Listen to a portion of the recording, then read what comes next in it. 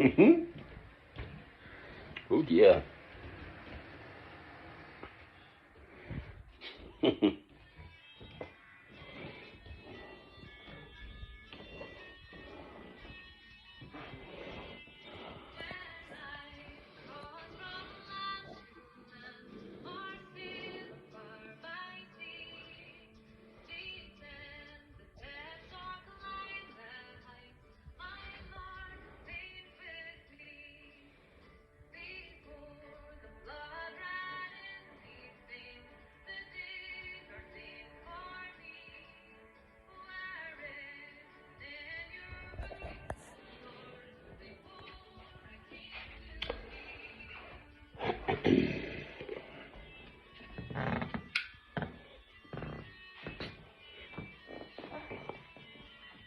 Oh. Right over. Good morning, good morning, good morning. Coffee time. Had my tea. Now, all the days ordained for me were written in your book before one of them came to be. To thine own self be true. See if I can come up with a third. Yes, well, that'll probably do. Let this chap fire up. Coffee. There we go.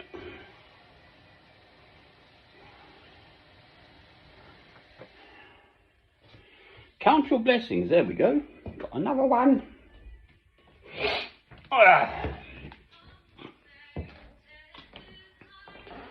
Well, there we are. My problem remains this question of divine discontent.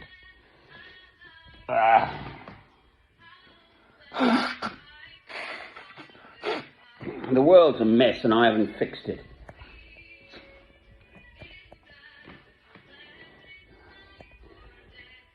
You, my Lord, Christ, has been in the world now for 2,000 years.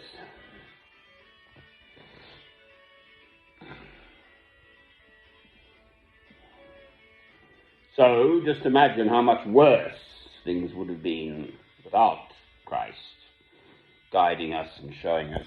It'll roll onto adverts if I'm not careful. Let me do this.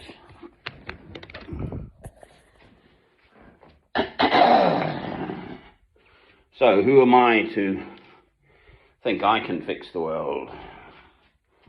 Yeah, but I've got to try, haven't I? And I don't feel I'm doing enough, so there. Quite frankly, these films are not enough, considering the amount of recognition I get. But I'm also very clear, on the other hand, I have no interest whatsoever in sort of trying to engineer some sort of false popularity. It's up to God. Something either happens or it doesn't.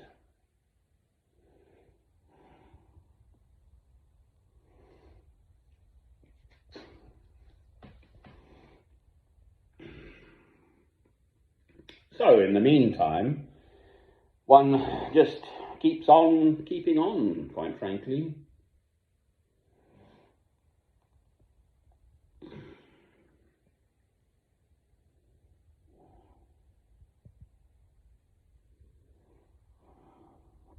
As ever, there are the two commandments.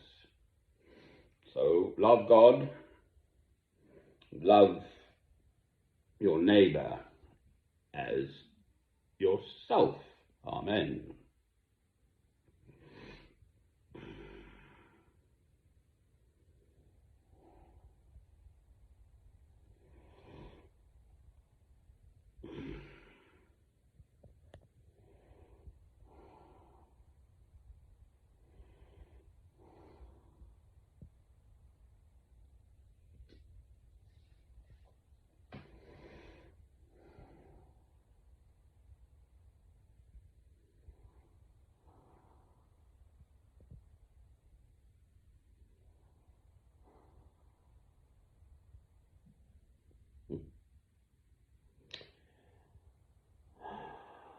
how does one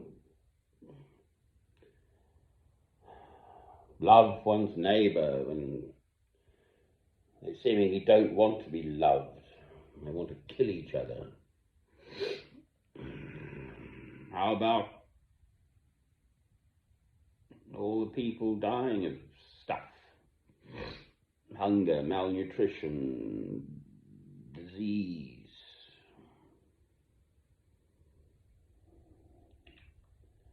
I've still got a perfectly good brain, and I have looked into all sorts of things in my lifetime. I'm 65 years old, for heaven's sake. Should I go down this avenue or that avenue? And I have to confess, quite frankly, here I am, at this ripe old age, and seemingly I'm still questing fully for God's will for me. My daily constant prayer is to seek and find God's will for me, to feel God's peace in my soul, that I'm being and doing His will. And I don't get visions or any sort of direct guidance as to that. I've chosen this place here in Alnwick, Northumbria, northeastern corner of England, one way or the other. I've been around on and off, more off than on, but there we are, for over a year now, living here. Well, off actually for 8 months, but there we are. And I have another year's tenancy here, so it's a stable, settled setup, providing all the nonsense with the neighbours calms down, and I see no reason now why it shouldn't. I've faced up to them, all of them, the neighbours and the police of Northumbria. That's ongoing. I absolutely have not come here just to make a fuss and whatever.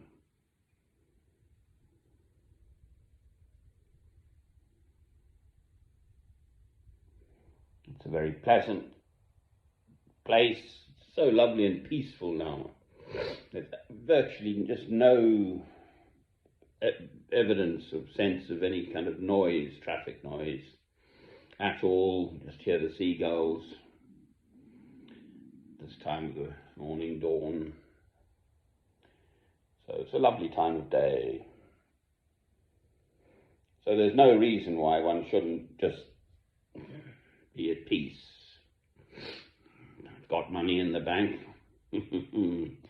Where do they get your numbers from, these people? I've had it twice now. I've got 2 of these devices on both of them. Ring, ring, ring, ring.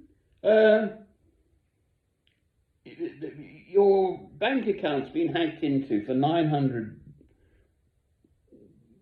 quid, and press 1 immediately. I just say to them, you're false, go away. I do not press 1. Believe me, I do go and check my bank balance though, afterwards. It's probably a portal. If you press anything at that point, it opens up one's device to some sort of malware or something. But where do they get your numbers from, these people? Both of them were mobile numbers, and it sounded like a computer voice too. So they just set the computer off, ringing, ringing, ringing, ringing, till some poor soul engages with them. And then, oh, excuse, and what is your bank account number? Oh, sorry, we just missing the last 2 digits. I wouldn't be laughing if they blooming had nicked 900 quid, I can tell you. Anyway, that hasn't happened yet. One of the best bank statements I've got is, I treasure it. It's It's got the grand total of 22 pence as my balance in the red. Sorry, in the black. I had 22 pence, the grand total of 22 pence at one point. Oh, it's all right. Oh, Lord, it's a mess, this world. So, I suppose one has to try and make one's own little part of it a better place. I've been facing up to this blasted nonsense with the locals and their drugs. Sure, in the right circumstances, I believe cannabis is actually medicinally one of the best solutions. I recognise that, but it is illegal in England. Therefore, the open smoking of it on this square, St Michael's Square, which is effectively a public place, although it's actually pretty private, quite frankly, there's no thoroughfare, is illegal. Therefore, the police should be tackling it. And I come back a year later and it's exactly the same. And it's all my fault, of course. Well, that's just wrong. It's not fair on me. If I let it pass and do nothing, as far as I'm concerned, I am complicit and therefore be a part of it.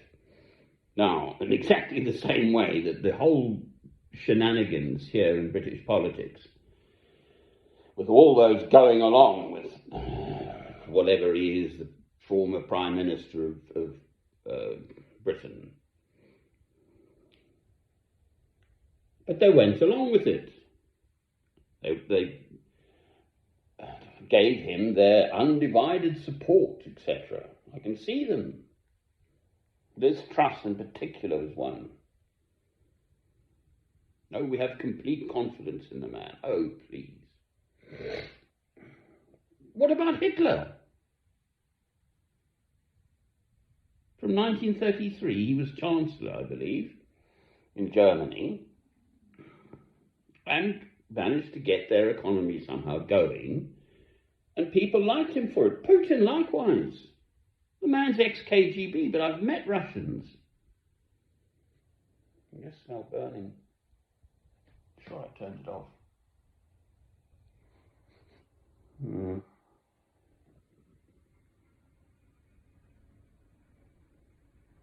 You can't trust an ex-KGB person.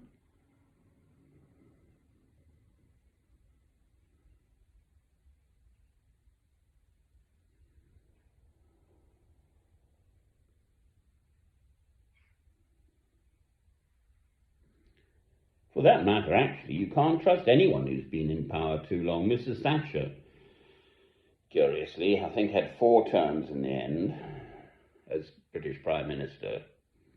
And I listened to this Radio 4 programme going all the way through from way back, well before Christ, Genghis Khan, and I don't know, all these despots and the like. And power goes to their heads. They surround themselves with yes people, as it were, who are going to go along with them and their doings. Hitler couldn't have done what he did without the backing of the German people. It's as simple as that.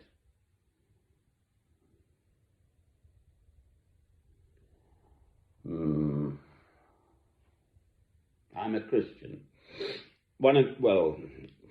It's the reason I play that psalm. It's Psalm 139, and verse 16 says, "All the days ordained for me were written in your book before one of them came to be." And it's the before that interests me particularly. It would seem to be saying that our lives are actually mapped out for us by God before we actually do anything. I've got a picture of me here with my mother and my grandmother out in the railway station. It's called Cookhouse, Eastern Cape. I had a missionary ancestor, Scottish, who trained as Dr. David Livingstone.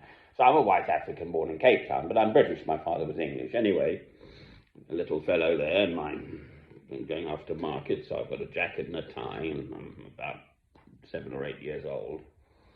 And my head's on side, I'm sort of thinking to myself my own little thoughts, even at that age. And I've been picked out for it since. I do this thing, I listen to people and I cock my head on one side, sort of thinking, So at that age, one is remarkably mature in certain aspects of one's life. I mean, just look at a baby's eyes, actually. They've got wonderful instincts. Right, so there's a happy thought. Wave at a baby. Cheerio.